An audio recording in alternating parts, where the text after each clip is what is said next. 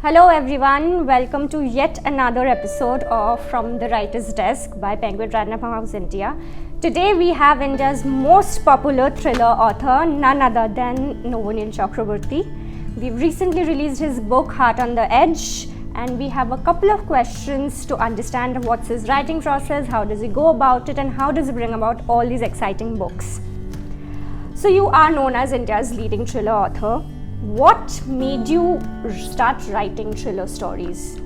I get this question a lot where I feel, when an author starts telling his story or her story, I think they don't choose the genre chooses them, because it's so much what comes out naturally, and if something, when I start writing, it's a thriller thing that came out naturally, maybe also because I'm a little restless as a human being, so, I try to write which doesn't bore me first. So I take it as a thing. If it is not boring me, it will hopefully not bore others. So that's the basic reason why I chose or rather the genre chose me, to write thrillers and all. Fair enough. I mean, you've written so many books. How would you distinguish Heart on the Edge from the others? Couple of points. One will be, I think, this is my shortest novel, but my darkest novel, as I say it, because while writing also I felt there were zones I was going which I was sure of as an author, but I was not sure whether the readers will have so much of darkness, will be able to consume so much of darkness. Another thing I would say, story wise, I've never written about a South Indian family. So I've always explored Bengali families, North Indian families. So for the first time I'm getting into a Tamilian family, and I've tried to explore them, not in very great details, but try to create a situation where it looks kind of real. So that would be the 2 points where I would say it's very different from what I've done before.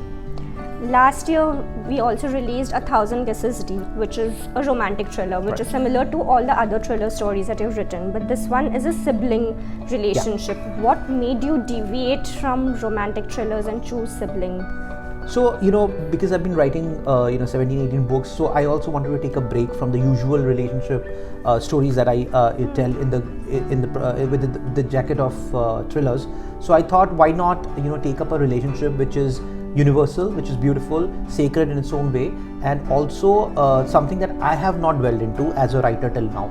So hence I kept the thrust of the entire novel on the sibling bond of a sister and a brother, and I kind of enjoyed it because it was a completely refreshing to write something which is not romantic love, so it was pretty refreshing that way. What is your creative writing process? How do you come up with these stories? Do you have like a set routine, or is it something that you do on the go? No, so being a professional writer, author, even if you don't want, but a pattern does set in, because there are always, you're always writing against delivery dates and all those things. But I don't have any process as such. My process is a little chaotic. I love it when I'm in the middle of a storm kind of a thing and I don't know where to go, and then I start pursuing different aspects of the story. I start asking questions about the story, and then I slowly figure out. I enjoy that process rather than having everything in mind and then sit down to write. So a little bit of it is stream of unconsciousness writing, and also certain times I do kind of make my pointers and write. So I would not say I have a very organized process. It's more of making sense out of chaos. That's a great thing to know, I think, which generally just brings me to my next question. Your readers have given you the name that you're the Sidney Sheldon of India. How do you feel about it? I feel great. I mean, he is one of the authors who have sold so much in the entire publication history. It's something that as you rightly said, something that the readers gave me. So I have lapped it up with all the respect. But I think comparisons would be unfair for both the original and the one who's being compared. But if my readers think so, great. I mean, and one of the things I think what makes them believe is because Sidney Sheldon books used to have very bold and very strong female characters, which also my books and my stories have. Maybe that's one connect that they figured out and they called it. But I take it up with all respect, and I and also some responsibility that I can deliver from book to book. Yeah. That's nice. Tell us about your journey of writing TV shows. You've obviously been doing that for a while. Yeah. So what's been your journey, and how do you feel about it? Writing TV is obviously a very different craft, especially writing Indian television. In the West, especially America and all, the television writing is still, it's a different ball game altogether. But Indian television writing, you need to have certain skill set, to write it, which I enjoyed when I was writing it. But then I realized somewhere it was overlapping with my sense of writing a novel, because that skill set of writing a TV story is so different, because the target audiences are different. The target audience is completely different. So I now prefer to write more novels, and the advent of OTT also helped, rather than go full-fledged TV. So the experience was good, but somewhere I didn't feel I was growing when I was as a writer or a storyteller. I was growing when I was doing TV. So overall experience good, but I don't want to pursue it any longer. I'm rather I'll write films or OTT based shows. Yeah. As compared to books also? No, books are first love, so you cannot leave first love ever. So that's my soul. So so books will be there hopefully. Yeah, and we hope so too.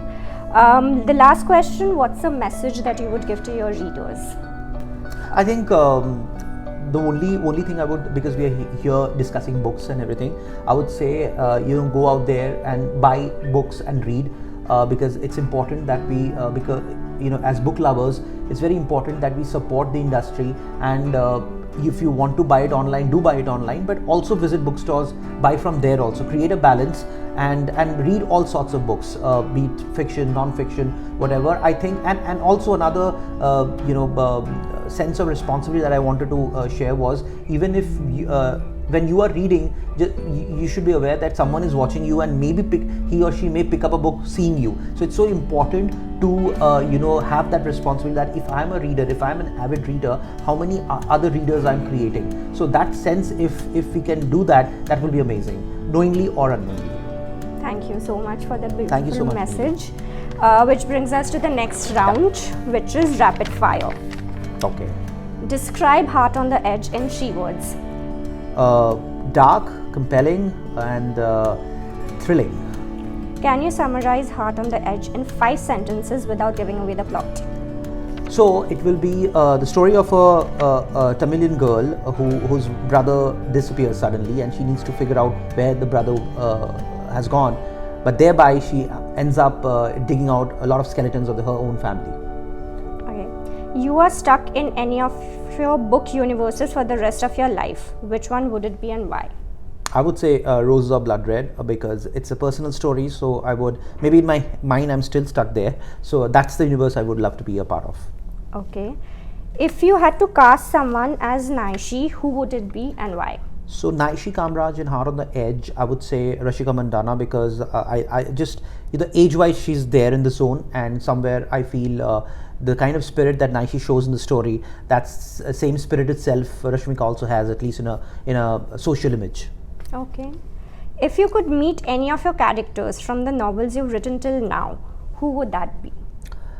That would be, I would love to meet maybe Naishi herself.